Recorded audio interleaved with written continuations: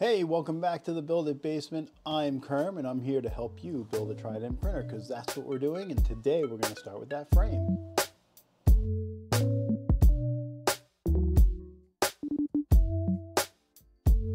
All right, so we got our flat surface here. It's the first thing I want to talk about is you do need a flat surface to build your frame on. So if you do not have a flat surface, when I say that, I mean like a nice piece of like a stone countertop or a piece of glass, even a ceramic tile like I'm using here. It's about 24 by 24.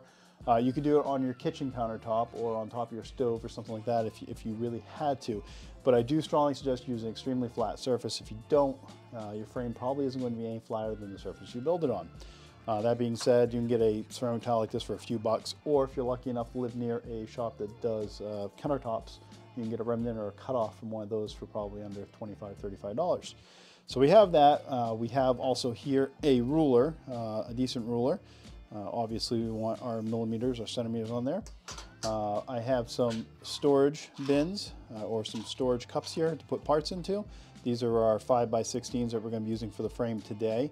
Those are part of the BOM. These bins right here are printable, so if you have a printer, I do strongly suggest you print something like this. If you don't, you can go out and buy them. But these are really nice. You can clip them together and make them different shapes. And of course, you don't need that logo in there, but it's pretty cool, right? I also suggest you get yourself a decent engineering square, something like this. Very precise, very flat, very right angled. That being said, do be advised that it is missing a chunk out of the corner on purpose. That is so you're measuring the actual angles off of it, not the corner. Same thing on the inside here. These are all parts of the actual build of the product. Nice block of aluminum down here in the bottom that is not going to fall into your extrusion. It's nice and wide, okay?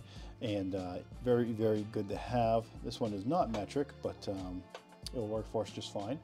Another thing I like to have, you need to have / like to have, are thread lockers. Now, you can use yourself a liquid thread locker, which works really well, or you can use more of a solid chapstick / quick stick version of a thread locker. They both have different uses for me. When I'm doing frame, I use the liquid mostly. However, if you're working near plastic parts, you may want to use something that's a little bit more stay in place and may not get on the plastic as it could damage it. Cheap pair of calipers, I mean, not dirt cheap, but decently cheap. Just something that measures relatively close. When I say close, I mean within the, let's say the 100th of a millimeter would be really good. So yeah, right there. And then basically some hand tools right here. We're going to need, this is a 3, so that's going to be for our 5 screws, and I have a T-bar version there as well. I have a pencil I always keep around, and then a trick coming up first. So let's look at these extrusions. First thing you'll notice is that they have all different types, all different sizes, and those are listed out on page 13 of the build manual. So one thing you can do to help yourself out a little bit is grab yourself some masking tape and go across all items that are exactly the same. Put a piece across there, label them with the proper letter, and then label them with a Sharpie. Then go ahead and cut across, and you have labeled parts. Be nice if the manufacturers, in this particular kit, LDO, did that for us, but they do not. So yeah.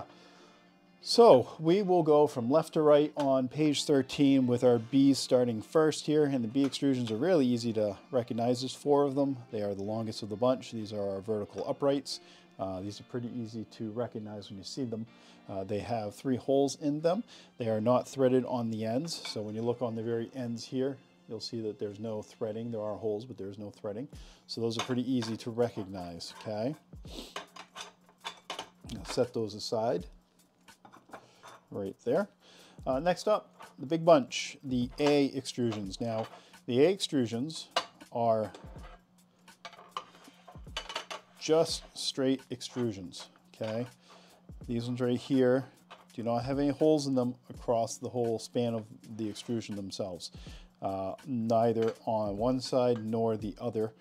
So when you look at these, no additional holes anywhere.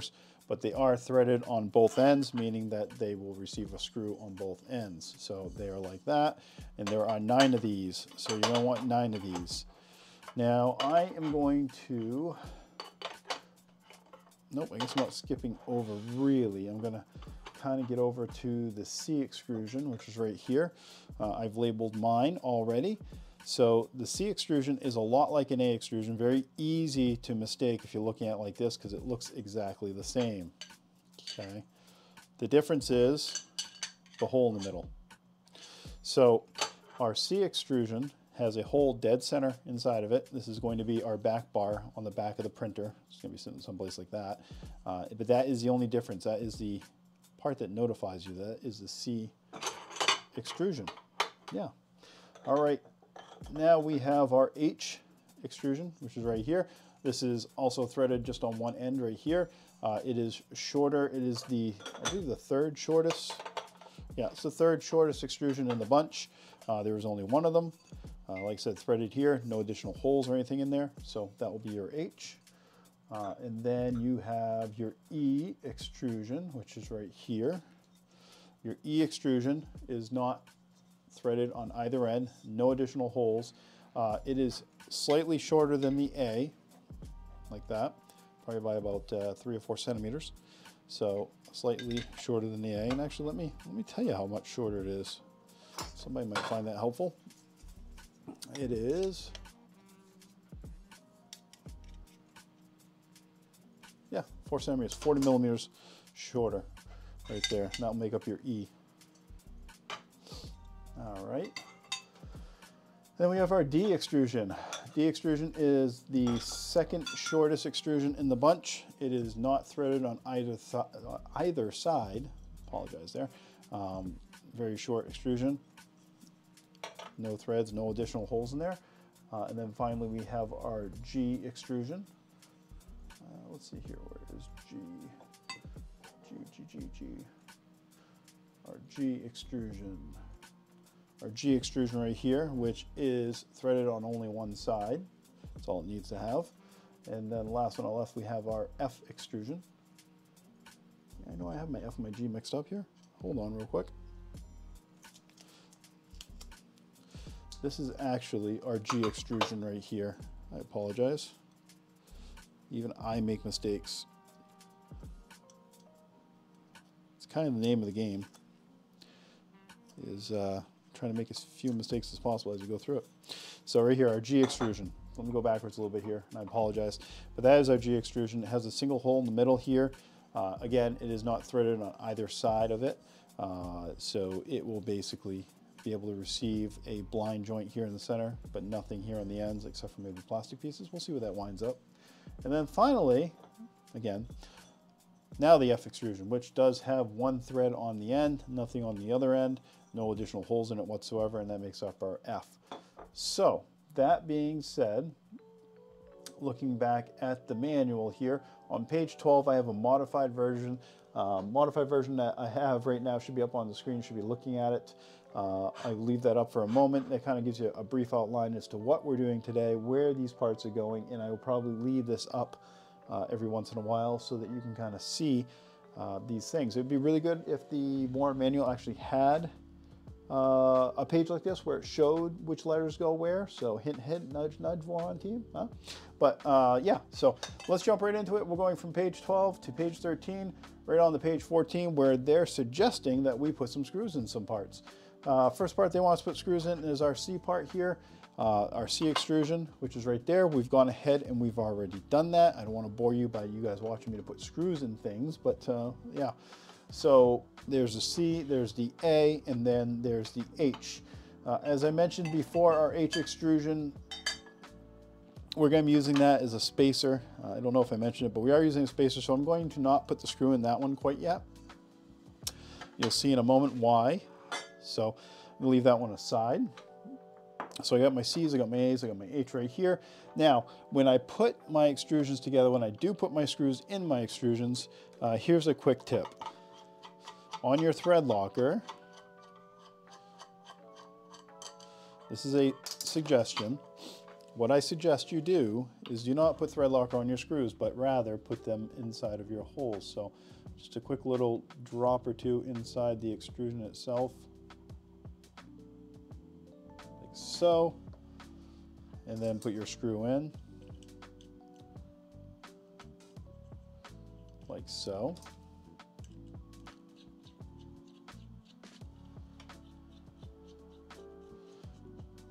That way it's ready to go. Now, what you want to do is you want to leave yourself enough space, because these are blind joints. Good way to kind of roughly guess that is going to be, can you fit your hex driver in there, you know, kind of in between, because it's about the width of what you're going to be dealing with. If you don't know what a blind joint is, it is in the manual, but basically it's where our joint's going to pass through here, and we're going to use a hole to go through on the side here to tighten that up. So that is what I use for a guide to know how deep to put them, about like that.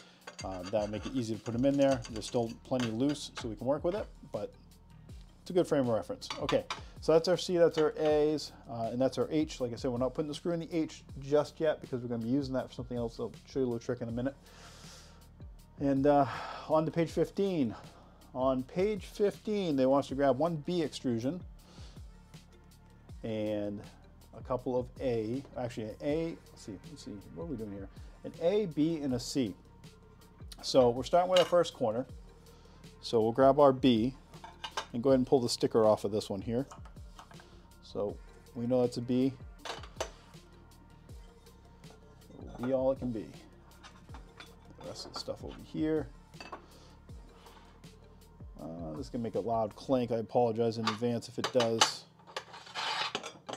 Not too bad. All right, so I got my B here. I got my C, and I got one A. And what we're basically doing here is building our first back corner of the printer. So our B is our upright on this, which means it's going to go upright. Now, what we want to make sure is that our double hole side is facing upwards, not downwards. So I like to build everything in position that it's going to be when we finally do the build. It allows me to keep in one direction. It also kind of mimics what the manual normally does for the most part. So we have our B extrusion here. We have holes that pass through this way, but not the other way. So the hole is passing horizontally across me right now.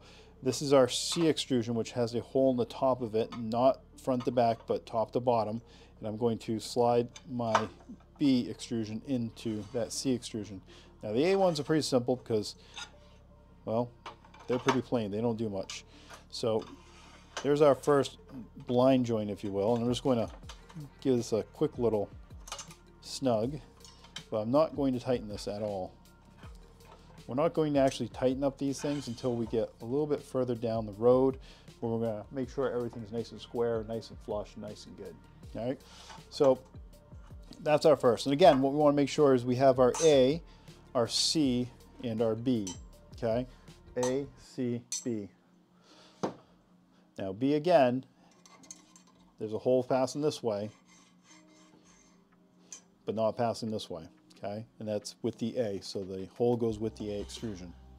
Make sure we're 100% clear with that. Okay, on to page 16. See, on page 16, they want us to put our H extrusion in, which is going to go right here. This is our H extrusion, right here. And what we would normally do, and you can do this if you want, if you're following the manual exactly to a T, is put the screw in it and then slide it along, have it here, and then you're going to loosely tighten it up. Now, that being said, I am going to be using this as a spacer, because during this build we're going to be putting sidebars across here, and this is exactly the height that we want. Being that that is the case, I'm going to skip putting the H in there for a second. So we're going to go ahead and build the same thing we just built there, only we're going to do it with two A's this time, because, well, we already have a C. So we're going to do the 90-degree opposite of that with two A's. So I'm going to take my B again, and then what this B is going to be is right here in this corner. So again, we're going 90 degrees from where this is going to be, and I'm going to put this here, okay, and then this one is going to go over here.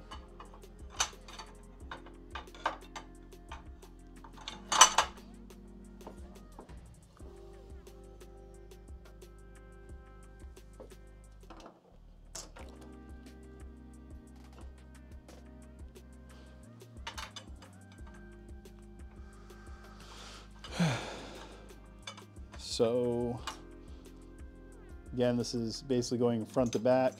like this being our back, this being our front. These are our sides, holes going front to back.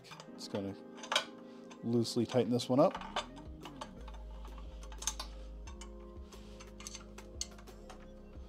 Like that. And then we're going to grab our 2 last B's that are going to make up the last corners. And because these are blind joints, we can go ahead and just slide these in. Again, we just want to make sure that our holes are going front to back. I'm keeping the back in the back, keeping the front in the front. Makes it easier if we keep everything aligned with the manual. That. I'm just going to quickly, again, tighten this one up. When I say tighten it up, I don't mean full tightness, I mean finger tight at best. I basically want to just tighten up so it holds it in place. I don't want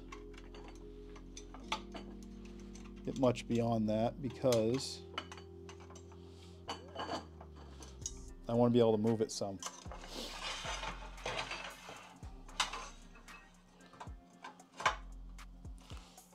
Oop.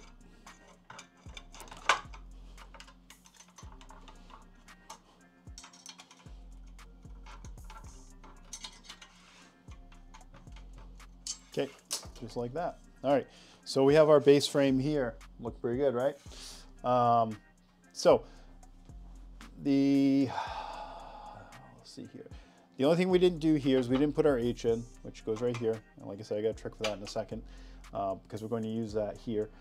They're calling out using the E extrusion to do what we're doing here, but with this frame, with this size, that will not work. This will be much too high to do what we want to do because our holes are cut out a little bit lower than that, okay? So again, this is an LDO frame kit.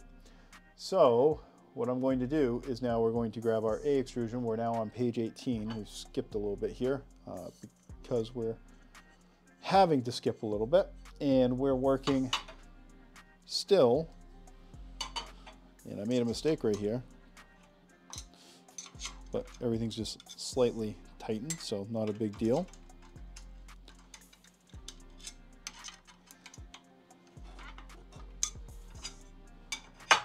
Spin that extrusion around real quick. All right, so what I did is I didn't have my hole in the right place. Again, this right now is the back side. I'm gonna spin this around. It's hard to get everything where you want it all the time and get it on video at the same time, so apologize for that. All right, so these A's are going from front to back like this, and we're going to use this H right here as a spacer. So I'm going to lightly tighten this one, like we've been doing along the whole way here.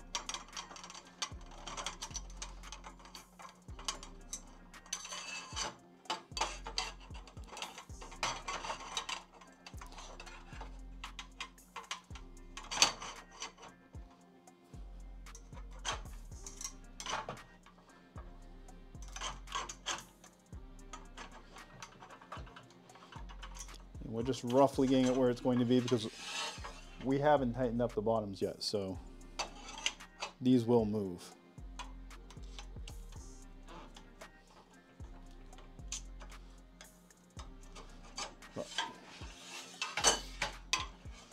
Flip it all the way around, grab another A.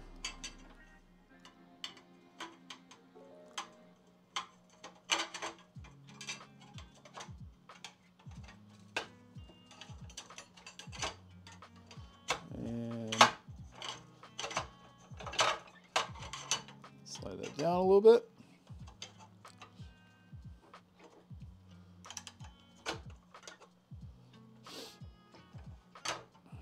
Like so.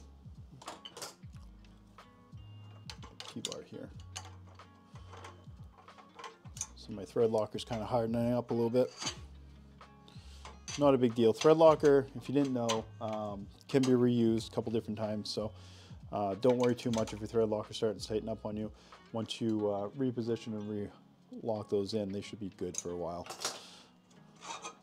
No harm, no foul. Unlike like nail polish or things like that. Good reason to use Threadlocker. It's renewable. You can reuse it. Let's see here. So we've done that. We've done that. And now we got the top frame to put in. So let's go ahead and get the top frame on. Again, we've got our back and the rear now on page 20. So pretty much putting a halo on this now.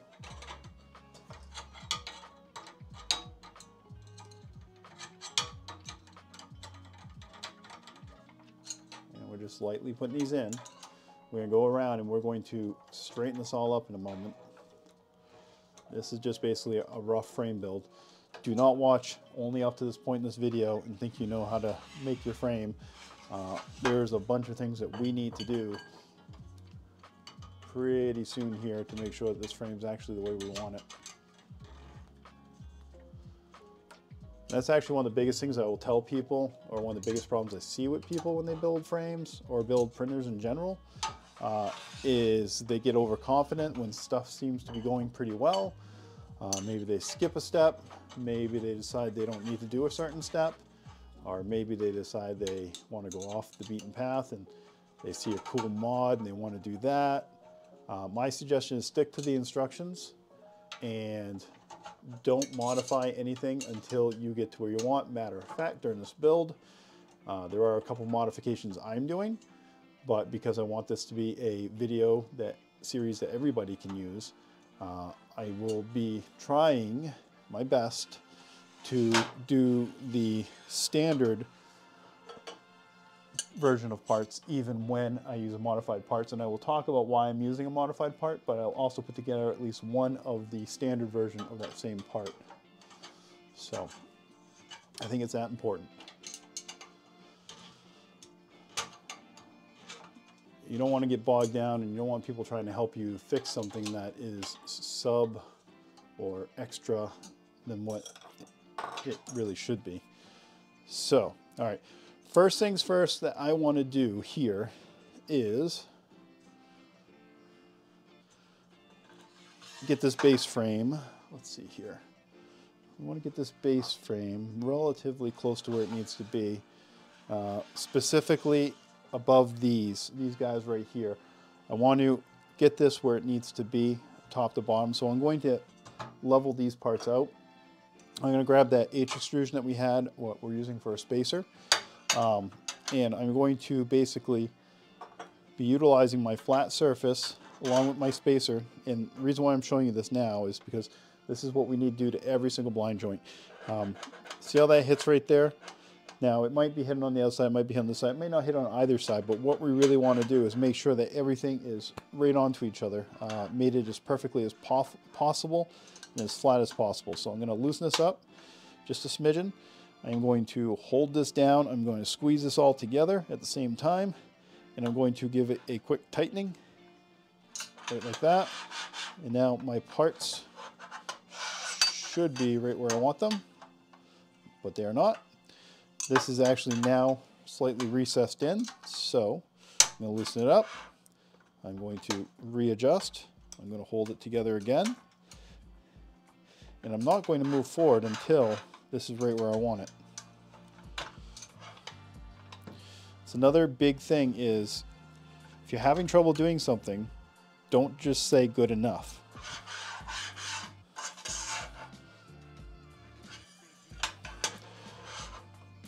Good enough works sometimes, but not every time.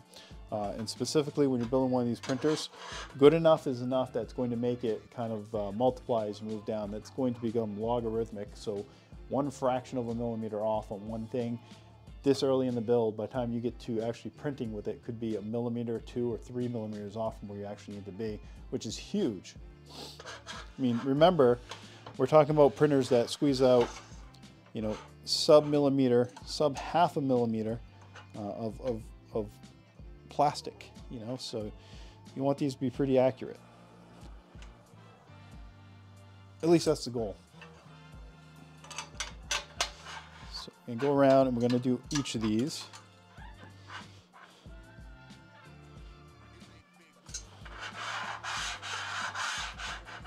That one's got a little bit of a catch on it, so I'm not going to let that slide.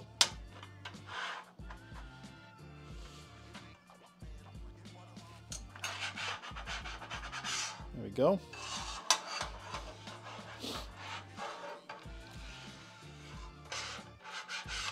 That one looks pretty good, but we're still going to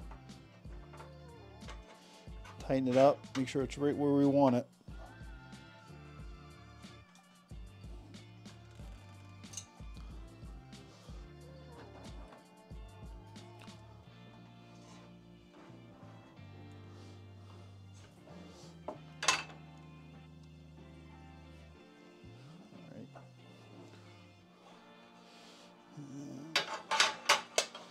This one's way off.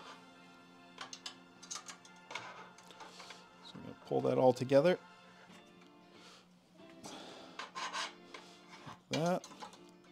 I can't get in there like that. It's just a smidgen.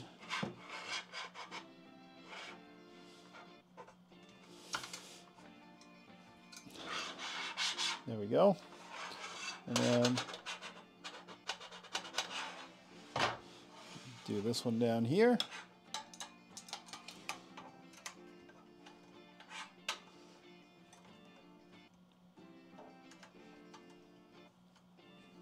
Another thing you want to make sure is these don't twist as you're doing this, meaning that they're not rotating, which is another reason to work off a flat surface, just kind of hold everything down.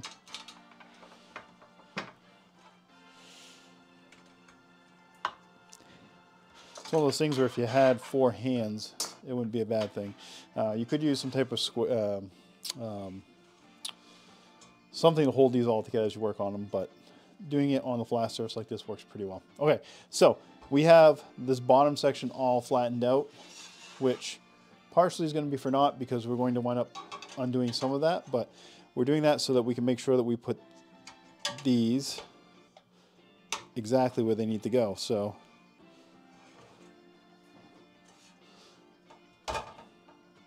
kind of give that a good little whack, and then I'm going to flat this down like so.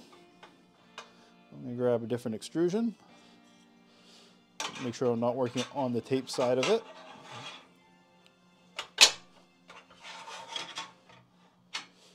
And I'm going to hold this down like I was with the other ones. So I'm holding it down and in at the same time. And I've got a little bit of a lip there, so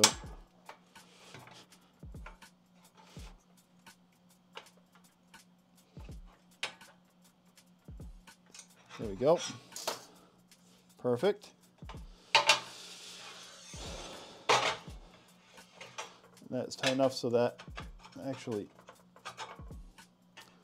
goes where we need it. There we go.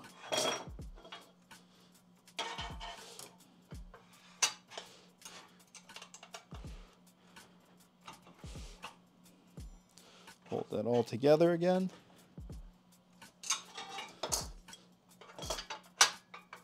Oh, that one's a little loose. You hear that rattle? We don't want that. It's probably about a 1/4 millimeter off. All right, let's try that again.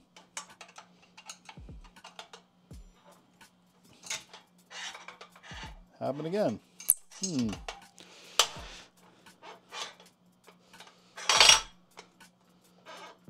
Happening here. All right, we got that there. We're gonna hold that tight.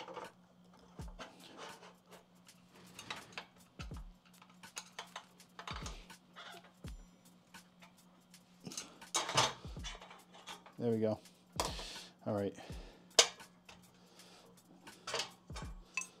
Nice and tight. Yep. All right, we're gonna flip this around, do the same thing all over again. Put our spacer in.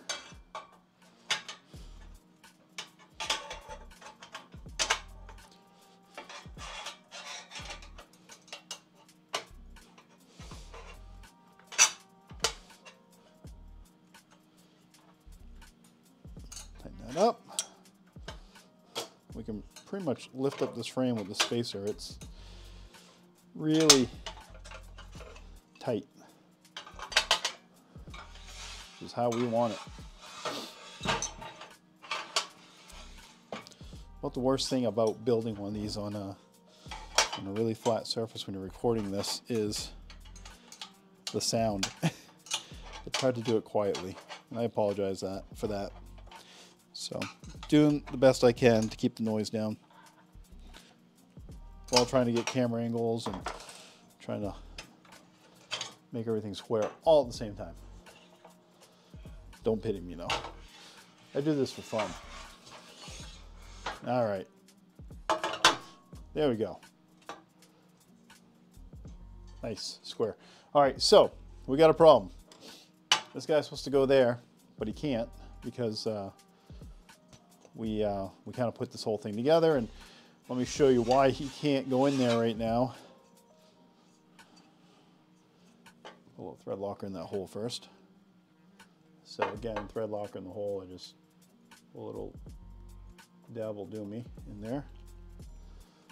And then grab my M516 screw.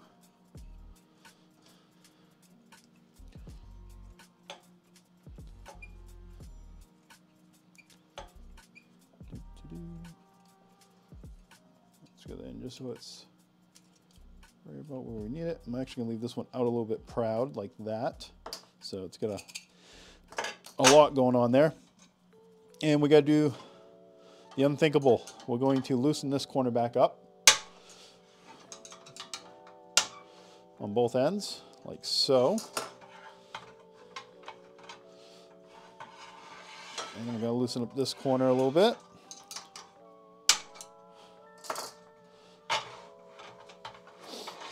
And I'm gonna loosen up this corner a little bit.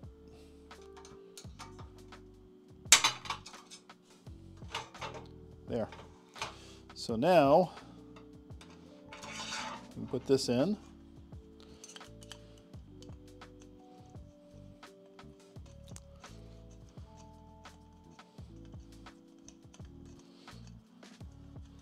Just to the touch. Slide this back down, like so. And we get to retighten these guys. But we needed that part to do what we had to do, so no shame. Is what it is.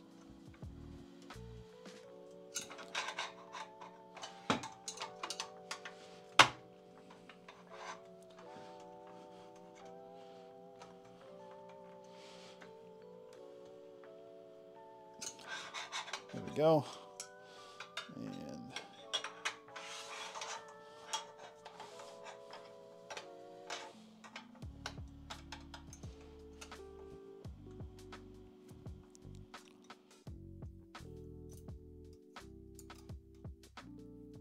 go there.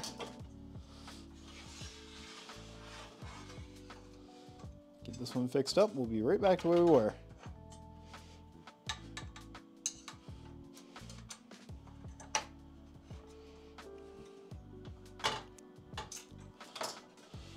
And that one actually fell into place. I didn't really have to do much with it. So there we go. We have that. So last thing we got to do, well, there's two more things we got to do actually.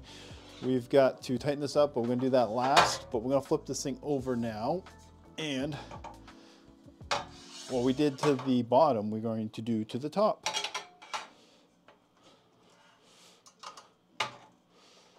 Which means lightening up these screws a little bit, or loosening up these screws a little bit. Make sure everything is where we want it.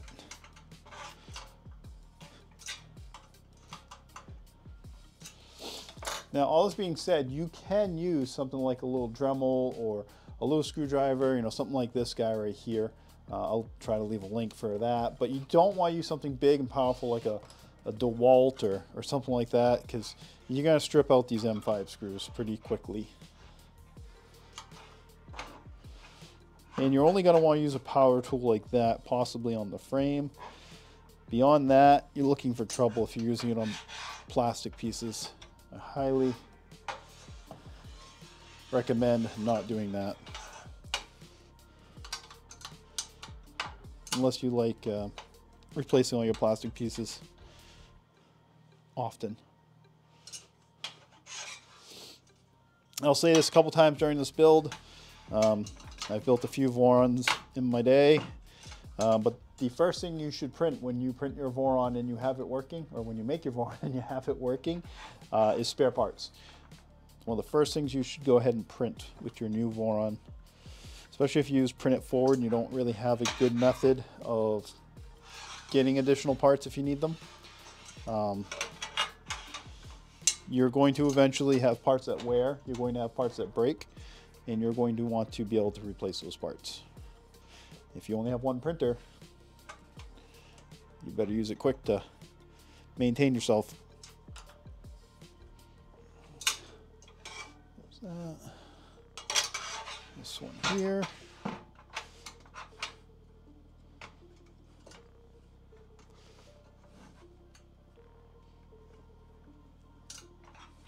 Okay. And I think this is where we started.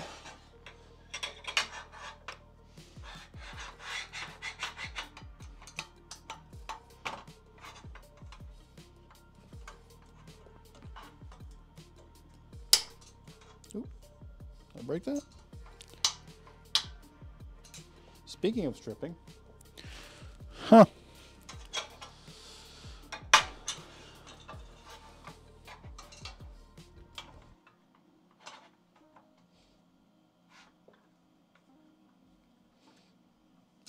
Yeah, there we go. All right, all said and done. Also brings me up high quality on your tools, at least decent quality. These are YHAs. I like them. They work well. I suggest them if you need some tools. They make some pretty good stuff. All right, so this piece right here is relatively loose still. We're going to go in here and we're going to get this right where it needs to be. We're going to look back here. We're going to go back to, where is it? Page 16. Page 16 calls out that this is supposed to be on a 250, 175, but we're going to add 25 millimeters because this is a 300 build. Now, if you're building a 350, it would be 225 millimeters. So we're looking at 200 on the money, which we're close. 200 puts us right, get that just right. Remember, precision counts. Neatness matters, precision counts. It's pretty close right there. I'm just gonna flip this over and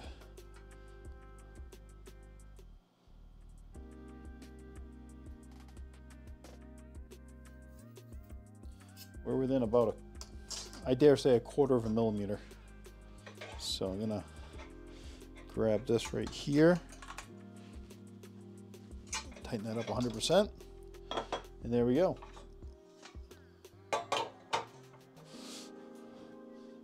Perfect. All right, so we went back, we did that, we've done all that, we've built the frame, and now we gotta check for the 90 degrees. All right, so once you get every step into the printer, once you get to a certain part, you gotta go back and check your work. So that's what we're gonna do now. We're gonna use our handy dandy square here, and we're basically just gonna go around and make sure that everything looks square, which that does.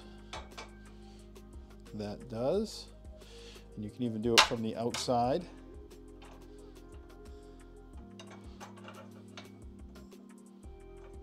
It does. Yep. You want to measure. Should be good here. And one tip when you are doing this is to have light behind it. So you can look for light passing through in between the frame and your tool that you're using. So you want to go around and just basically measure, well, not necessarily measure, but you want to check everything for squareness. You want 90 degrees on all these. The better, the closer it is, the better off you're going to be. After that, we're on the AB drive and idlers. So that makes up the rest of this video.